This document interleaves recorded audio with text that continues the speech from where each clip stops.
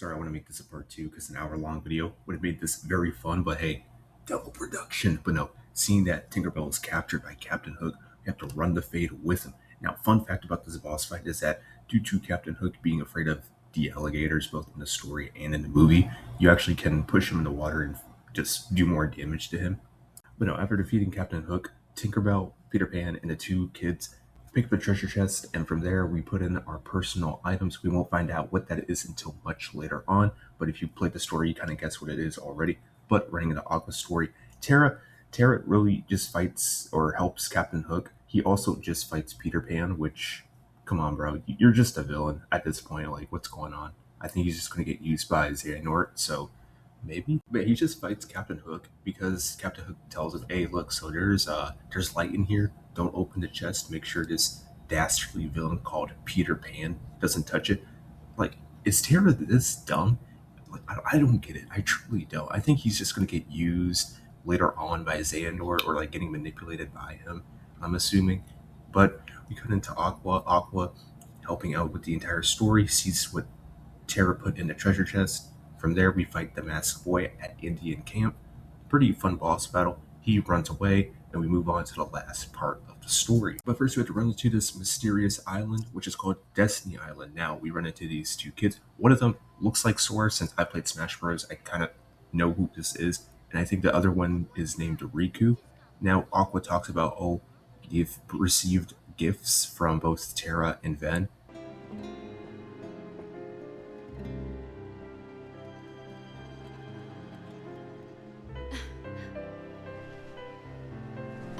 Oh,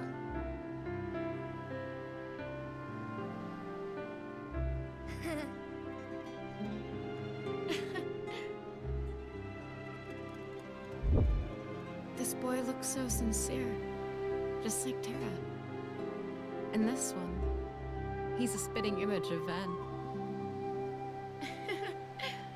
hmm? One of you might be special enough.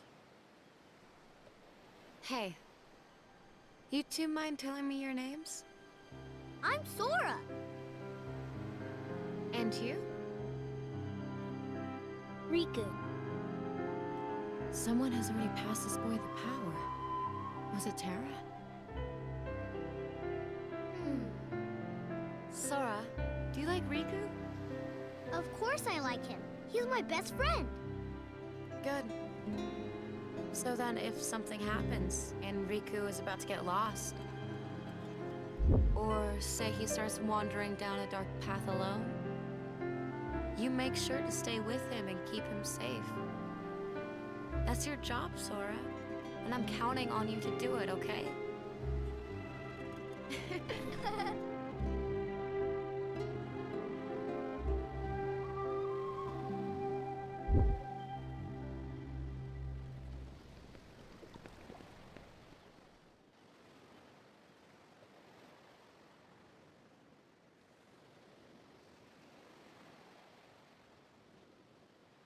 One Keyblade is enough for any friendship.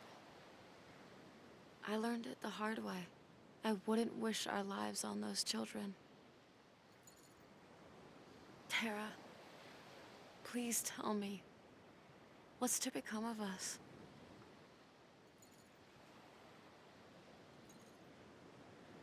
Yeah, that's kind of crazy. It's more or less they're putting all their faith in their Keyblades to Riku and Sora, which I don't know what's going to happen. I guess in the first game they're going to fight for them. But from here we follow Ven running into Xehanort, him pushing him away, saying, "Hey man, you're just a vessel. You're not real. You're just some vessel meant to be an ultimate weapon. So go do your job and fight the Mask Boy or Venita." And I kind of put two and two together since they're one of the same person. It's just he's kind of evil, he's good since Venita's Ventus. But moving forward in the story, we follow Terra going back to the school where we learn about being a Keyblade master. We run into our master saying, "Hey, you run into darkness. We can't allow this." Sounds very familiar to another character that I know.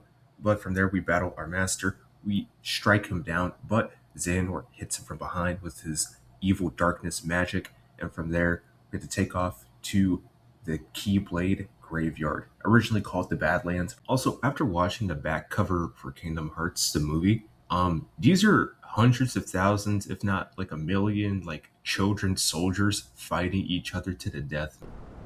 Making you fight. You'll go astray again. Tell me, how does that honor our master's memory, Terra?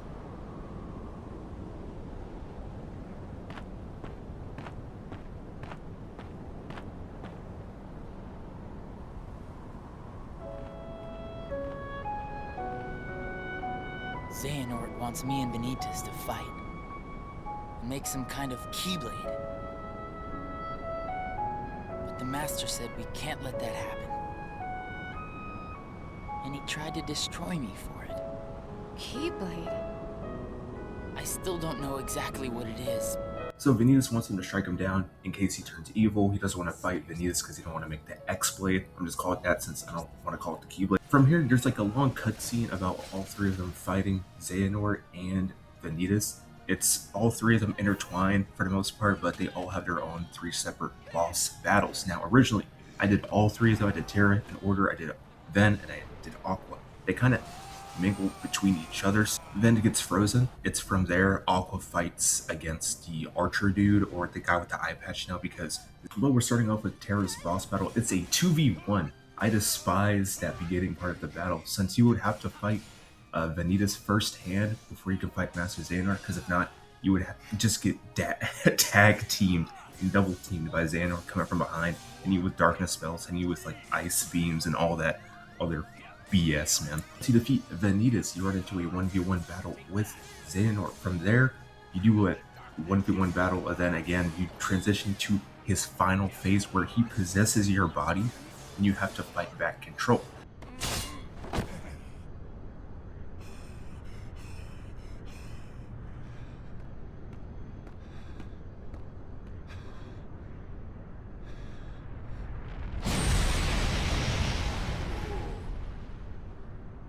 Oh, there, you see?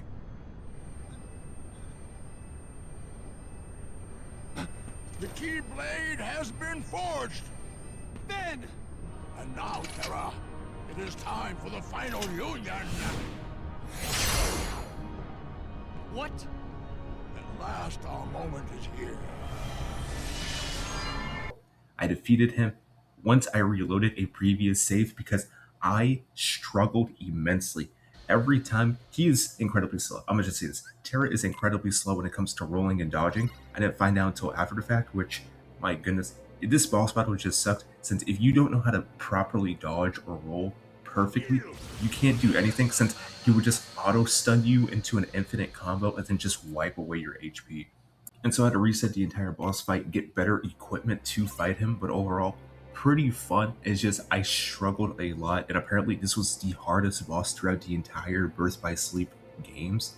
So hey man, I'm kind of glad I got over that first. Then we move on to Aqua. Honestly, Aqua's boss battle was the easiest out of all three of them.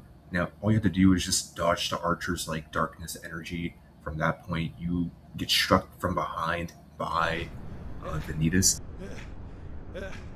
I keep forgetting don't mess with Keyblade wielders. But you know what? That just means I made the right choice. Well, he wanted me to buy time, and I'd say he got it. What? Ven!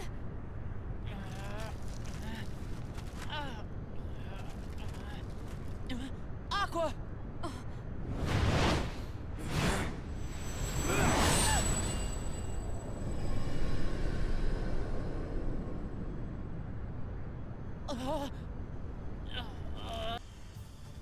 And from there, it's Ven's turn to fight for Aqua and for Vanitas to fight for his body. Now, the thing is that, hey, Xehanort is saying if you two fight, you guys will create the X-Blade. Now, the X-Blade gets created, it gets made. Now, Ven gets inside of Vanitas' mind and body, and they both get consumed. Vanitas takes off his helmet, and it looks like to be an older and evil Sora, which I don't know how that plays into anything, but it looks pretty cool, pretty weird to say the least for me. But from there, there's an entire mind battle inside of Vanitas' head, of Ven fighting for control for his body, his future. But unlike Terra and Aqua, he has a three-phase battle. Primarily, you fight him, in the open world, then you fight him inside your mind for control over your body. And then thirdly, it's just trying to see who can do a beam struggle more and fill up the Vanitas bar so you can fully beat him and take over your own body. Super simple. My palms hurt because you had to do like rotations with your joysticks, and my goodness, it it reminds me of the N64 days. But our battle did not work. As you can see here, we have to fight an evil Ven or Vanitas possessed Ven. And as you can see as well, the Keyblade is fully utilized. It's fully made. They're both intertwined with each other. And from that point, we just got to defeat him. So once we defeat the evil Ven Vanitas, we see the Keyblade just basically explode. Mickey Mouse saves us. We also save Ven's like body, his unconscious body.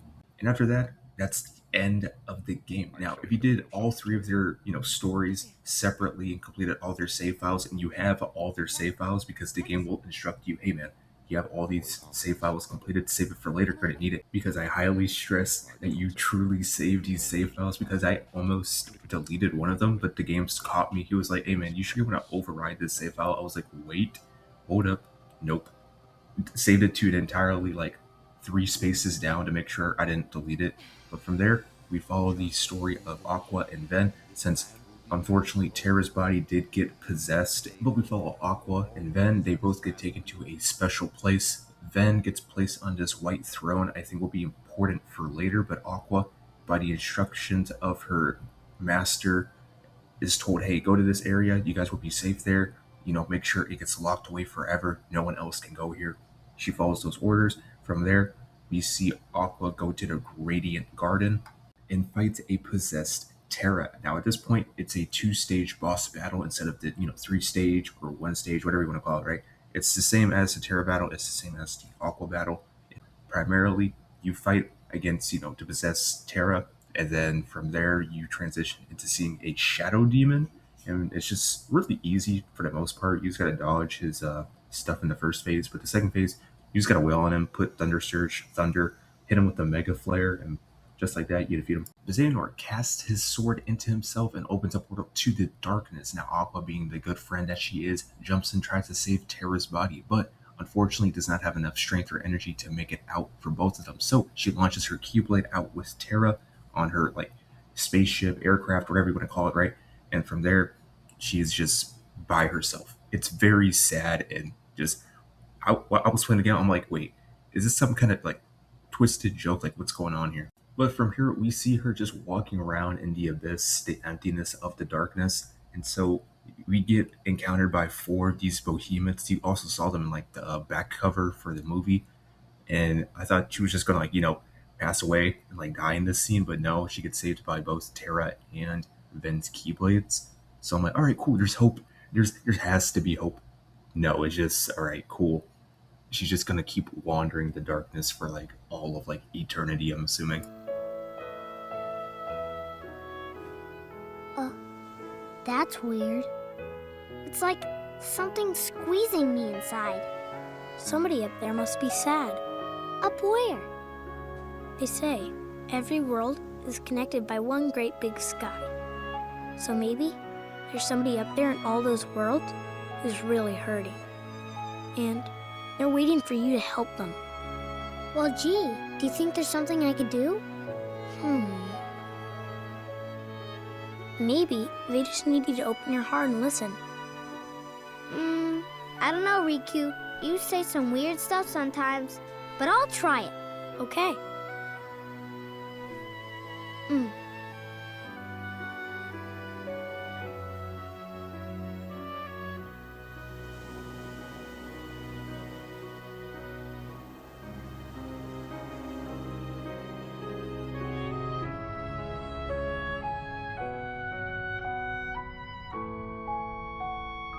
We get that cutscene between Sora and Riku. I gotta say, very nice. A little hope for the future timeline of these characters. Potentially they could get saved, they could not be saved.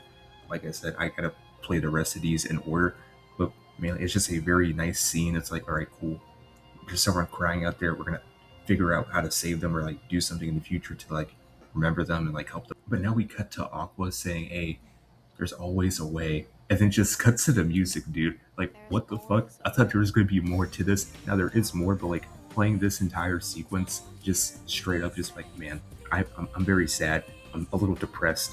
I just want to see more of this.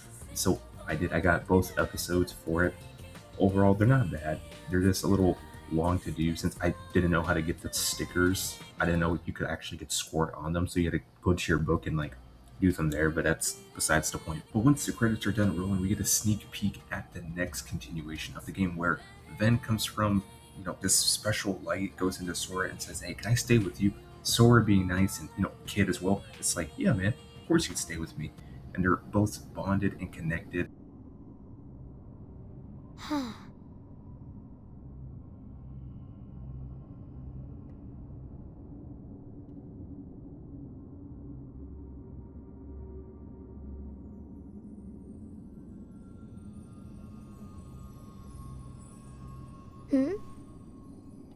Hey, can you hear me?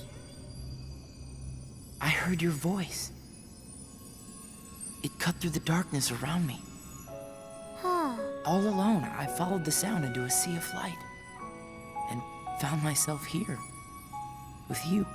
And from here, it's just going over the last 2 episodes that you can unlock after you complete all the stickers and get all the Xehanort letters. From here is just going over the story beats, what happened after the fact with Terra's body being possessed by Xehanort. I'm just going to call him Xehanort in the later series, but we see them get connected. We see Xehanort run into the archer dude. I don't know his name. His thing is like Gura or something like that. I don't know. But once we see them interact, they're like, hey man, are you possessed? Are you still you? Are you not Terra? Cool, right? You're good to go, man. We also see these 2 people eating ice creams. I don't know, or popsicles, my bad. I don't know if they're going to play any significance. We also see an older Ira Ven for some reason. Also, this hooded figure is currently talking to Aqua about a young man who is out here protecting the light, vanquishing the darkness, and saving countless worlds, only to find out it is in Sora. Sora. As we cut to a beach, seeing Riku and Kari, both of them talking to Sora about, hey, what are we about to do now? And it's just from there, you're saving worlds, protecting the light, and defeating the darkness.